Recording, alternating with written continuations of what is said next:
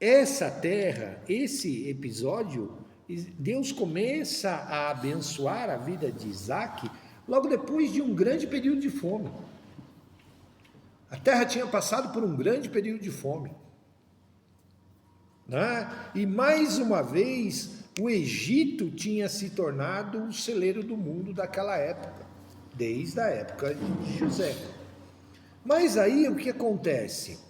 Isaac vem e se estabelece naquela terra e ele começa a semear a terra e Deus o abençoou de tal maneira que o versículo 12 diz aqui que ele plantou e colheu 100 vezes mais daquilo que ele tinha plantado. Ele colheu mais, 100 vezes mais aquilo que ele tinha plantado. Por quê? Porque Deus o abençoava. Esse texto, na verdade, não é sobre isso que eu gostaria de estar tocando com as irmãs hoje, mas mostra, esse versículo 12 mostra que quando Deus está no negócio, tudo vai dar. Mesmo você plantando numa terra seca.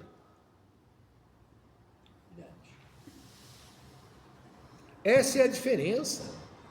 Quando Deus está no negócio, quando Deus abençoa uma pessoa, só que também nos mostra, logo no versículo 13, o homem enriqueceu e prosperou até se tornar riquíssimo. Boa tarde. À tarde, Continuar, senhor. até se tornar riquíssimo. Então não era assim algo que Deus simplesmente o abençoou, simplesmente aquele negócio bem meia boca. Não, Deus o abençoou de muito. Além das plantações, veio o gado, veio as cabras, as ovelhas e assim por diante. E Isaac ia prosperando. Aí o que aconteceu? Os homens daquela região, os filisteus, ficaram com inveja. É diferente dos dias de hoje? Não. Não mesmo. Não mesmo. E nos dias de hoje é um pouco pior do que antes, porque as pessoas hoje têm inveja quando Deus está no negócio, você vai lá e prospera em tudo. E dentro da igreja existe inveja? Com certeza. Um do outro? Com certeza. Existe inveja um do outro? Existe. Claro. Não deveria, mas existe. É só uma pessoa se destacar em uma determinada área que pronto.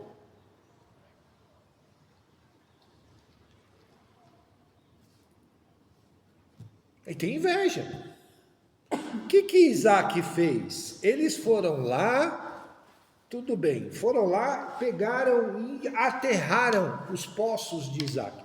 Falou, não, ele prospera porque na terra onde ele está, tem muita água. Então vamos lá, vamos jogar pedra dentro dos poços e pronto. Numa região desértica, você depende da água para tudo. Você depende de poços para tudo. E aí aterraram.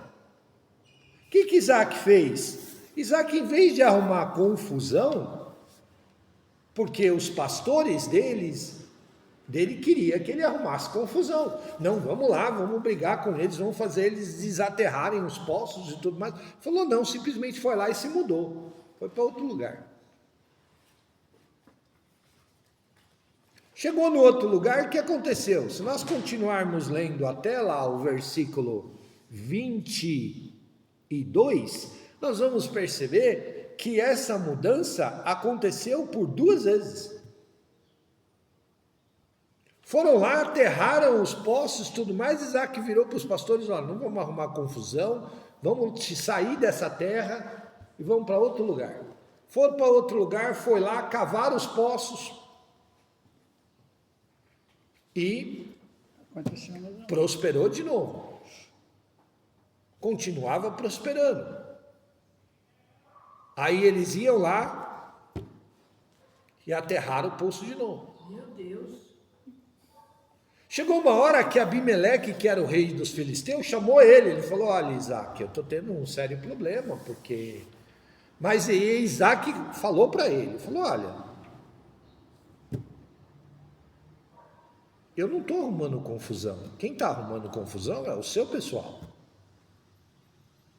Eu vou, faço a minha parte. E o interessante é que ele vagou pelas mesmas terras que o pai dele vagou.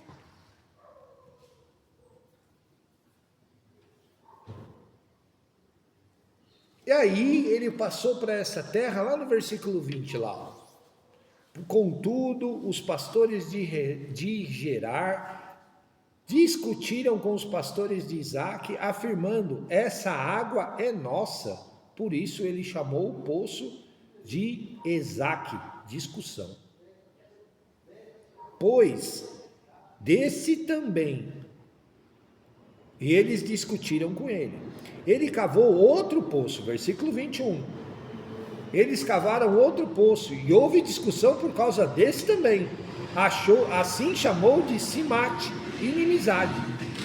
Ele partiu dali e cavou outro poço e não houve discussão por causa dele. Então ele chamou de Ressevote, amplos espaços abertos, e disse: agora o Senhor preparou-nos um espaço que seremos produtivos na terra. Então, muitas vezes a gente se questiona, por que essas coisas estão acontecendo comigo? Eu estou obedecendo a Deus, estou indo fazendo a minha parte, Deus está abençoando, e mesmo assim, por causa do quê? Gera discussão. Por causa do quê? Por causa da inveja. Vocês lembram na última reunião que nós tivemos aqui, que nós falamos do primeiro pecado? Qual foi o primeiro pecado? O primeiro pecado, não o pecado, o primeiro pecado do homem. Qual foi o primeiro pecado?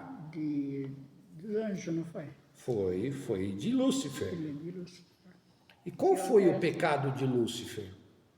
Querer tomar frente e tudo, não é? O que ele teve de Deus? Ele queria ser mais do que Deus. Ele queria ser mais do que Deus, porque ele teve o que de Deus? Inveja. E isso que eu estava contando para o Zé, essa que nós estudamos, e ele queria que eu falei, então, vamos lá. Inveja. Então é algo que já vem lá. Vem de lá. E infelizmente está dentro das nossas igrejas. Alguém começa a se destacar dentro da igreja, o outro tem inveja. E é difícil, né? É difícil. Mas na família também. Na família também. No trabalho. Amigo. No trabalho. Quer puxar o tapete do outro. Quer puxar o tapete do outro. Por quê? Porque acha que isso é uma competição. Porque acha que isso é uma competição. Só que as pessoas que estão dentro da igreja não se atentam que elas vão prestar contas para Deus. Com certeza. Para Deus, porque quando é Deus que está no negócio, não é só a bênção, é Ele que pleiteia a causa daquele que está sendo prejudicado. É com Deus. E volto a dizer uma frase que a Zilda costuma dizer que Davi falava: caia eu na mão do homem, mas não caia eu na mão de Deus.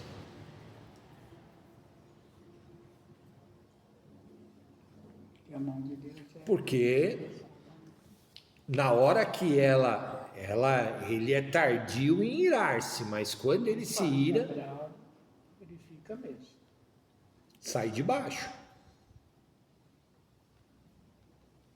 E eu costumo dizer, eu tenho uma frase que eu digo na igreja que é assim: e não adianta essas pessoas que sentem inveja uma das outras, que ficam arrumando confusão por causa de inveja, ficam querendo arrumar um tropeço no outro por causa de inveja. Eu costumo dizer que essas pessoas é muito fácil de se reconhecer. Porque elas sempre são os anjos. Sempre são os santos. Não, não sou eu. A culpa não é nunca dela, a culpa é sempre dos outros.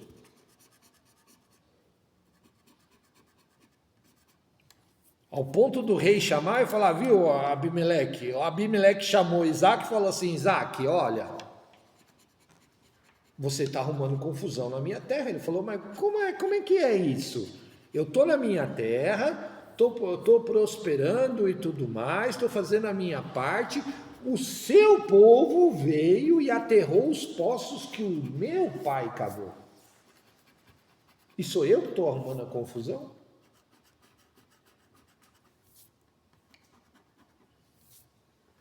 As pessoas invejosas, elas nunca assumem que elas fazem. As culpas é sempre do outro. Não, é você que está tentando me prejudicar. É você que é assim.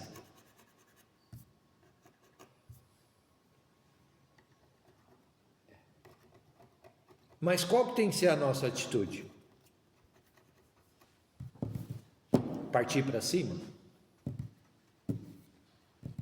Qual que foi a atitude de Isaac? Mudou de lugar. Mudou de lugar. Foi lá, cavou, pediu para os servos, ó, vão lá, cavam outros poços e tudo mais. Aí o mesmo povo foi lá e aterrou de novo. Provocando. Quando ele chegou lá no versículo 17, ó, por isso Isaac partiu e acampou no vadio de Gerar. Viveu ali. Isaac abriu outra vez os poços cavados durante os dias de Abraão, seu pai, os que os filisteus fecharam após a morte de Abraão, e chamou-os pelos nomes que seu pai lhes dado. E os servos de Isaac cavaram um vadio e descobriram uma fonte de água. Portanto, os pastores de Gerar discutiram com os pastores de Isaac, afirmando, essa água agora é nossa. Isso aqui é outra característica dos invejosos.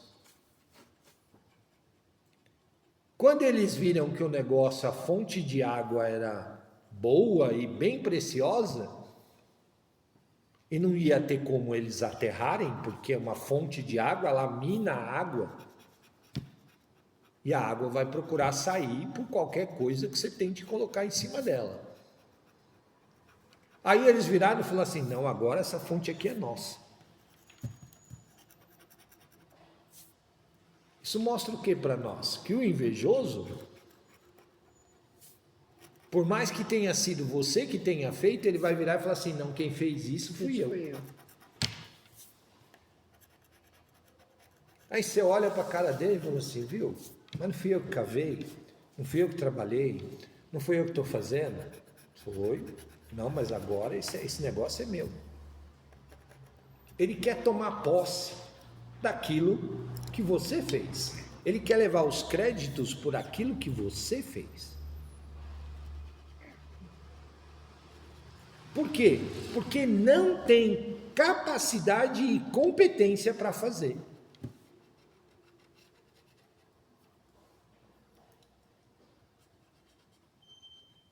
Aí o que Isaac fez? Chamou aquele poço de Ezeque, discussão. Literalmente o nome dele trouxe uma maldição para aquele poço. Não, tudo bem, agora vocês querem ficar com a água? Tudo bem, vamos lá. Vocês podem ficar com essa água. Só que ela não vai ser bênção na vida de vocês. Quando uma pessoa vem e quer se apossar e quer tomar o crédito por aquilo que ela não fez, aquilo não é bênção. Deus transforma em maldição.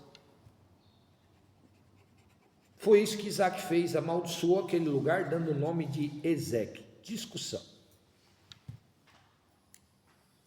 Depois do outro, foi lá, cavou outro poço, houve discussão de novo por causa daquilo, e ele amaldiçoou de novo. Isaac passou a ter uma atitude diferente.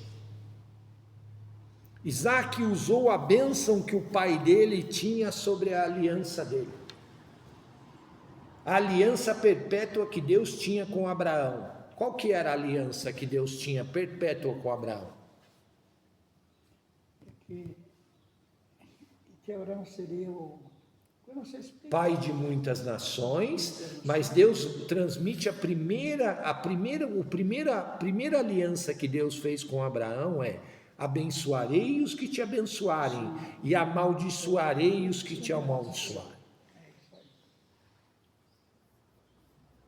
Isaac mudou uma vez, mudou uma segunda vez e continuava dando discussão. O que ele fez? Ele falou: ô pai, eu tenho a bênção do meu pai sobre a minha vida. E quando essas coisas começam a acontecer com a gente, ore a Deus e peça que Deus seja a sua justiça. E Deus vai te ouvir. Com certeza. E Ele vai ser a sua justiça. Por quê? Porque é aliança. Estou fazendo a minha parte. E mesmo assim, está lá, e está tendo inveja, está tendo discussão, está fazendo, e está te provocando, e tudo mais, entrega na mão de Deus. E deixa que Deus faça a sua justiça. Com certeza. Mas ai daquele que cair. Se nós formos ver a história do povo filisteu, o povo filisteu azucrinou a vida do povo de Israel durante muito tempo. Mas quando chegou em Davi, o homem segundo o coração de Deus, a justiça foi feita. Porque o povo filisteu praticamente foi quase todo exterminado. Então, se nós estivermos passando por essa situação, irmãs, entrega na mão de Deus e peça para que Deus seja a sua justiça. Eu uma vez discuti com a Zilda, discutimos assim, numa conversa nós tivemos, ela virou e falou assim: você não tem medo de pedir para que Deus seja a sua justiça? Eu falei: não. A partir do momento que eu tenha plena certeza que você está calcado pelo que a palavra diz, Deus fez justiça, não fez?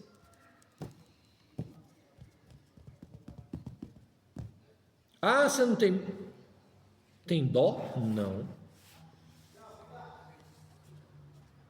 Tenho não.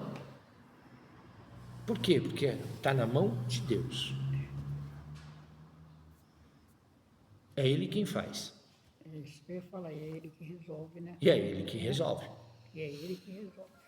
Nós precisamos começar a aprender a tomar posse daquilo que a palavra nos diz. Paulo nos diz assim: não sou eu que vivo, mas Cristo que vive em mim. Então, se a vida não é mais minha, os problemas também não são mais meus. As afrontas que nós recebemos não são mais nossas. É de quem? É de Deus.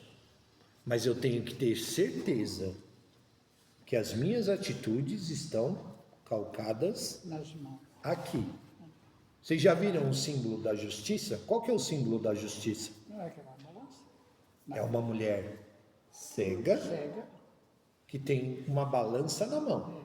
A balança, ela tem que estar Junto. nivelada. A partir do momento que um lado começa a pender mais do que o outro, ela tem que intervir. Não tem? Eu tenho que intervir para que o peso seja nivelado. Mas o que isso diz? Que ela pesa para os dois lados. Tá certo? Tudo bem? Tá ok, irmãos? Então, quando nós pedirmos a justiça de Deus, estejamos calcados na palavra. Sim. E sabemos que ela pende para os dois lados. E que Deus não não faz diferença entre os seus filhos. Ah, fulano tem mais privilégio porque ele é diácono, porque ele é isso, porque ele é aquilo, porque ele é pastor, porque é assim, é assado, porque ele é líder de louvor e que não sei o que, Deus vai pender mais para o lado dele. Não.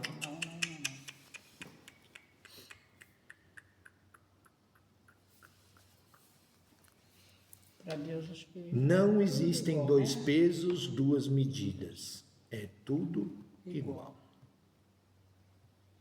Tá ok? Pensem nisso.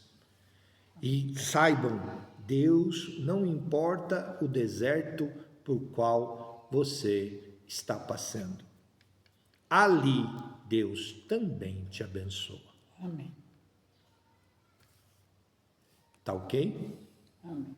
Tudo bem? Boa aula.